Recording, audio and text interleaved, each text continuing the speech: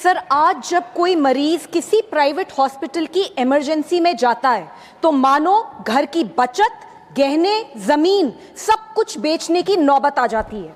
आप हॉस्पिटल के अंदर जाइए, बेड्स की कैटेगरी देखिए, डिलक्स, प्रीमियम, स्वीट, इनका रूम रेंट कई बार 5 स्टार होटल से भी ज्यादा होता है। आपसे पहला सवाल पूछा जाता है, इंश्योरेंस है?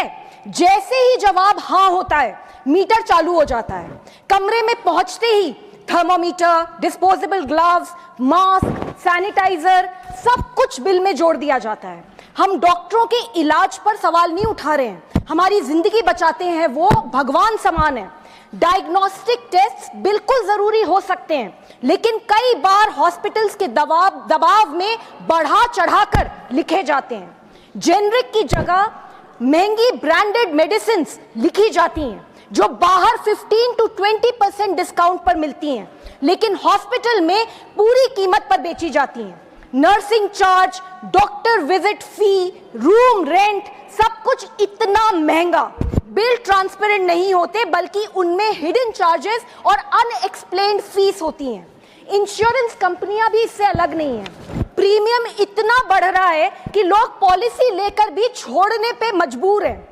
ऊपर से कंपनीज छोटी छोटी बातों पर क्लेम्स रिजेक्ट कर देती हैं। नतीजा, हर साल लाखों परिवार कर्जे में डूब जाते हैं। सर, इस सेक्टर को रेगुलेट करने के लिए 2010 में क्लिनिकल एस्टैब्लिशमेंट्स एक्ट पास किया गया था, जिसने राज्यों को अधिकार दिया था कि वे मेडिकल प्रोसीजर्स की मैक्सिमम रेट्स तय करें। लेकिन आज भी सिर्फ 12 राज्यों ने इस कानून को अपनाया है।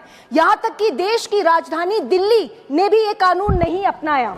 इसलिए सर, मेरी मांग है, नंबर 1, क्लिनिकल एस्टैब्लिशमेंट्स एक्ट को सभी राज्यों में मैंडेटरी बनाया जाए। 2, इमरजेंसी केयर में कानूनन इलाज पहले, बिल बाद में। 3, हॉस्पिटल्स में ट्रांसपेरेंट एंड रीजनेबल बिलिंग होनी चाहिए। नंबर 4, इंश्योरेंस प्रीमियम हाइक्स पर सख्त निगरानी हो।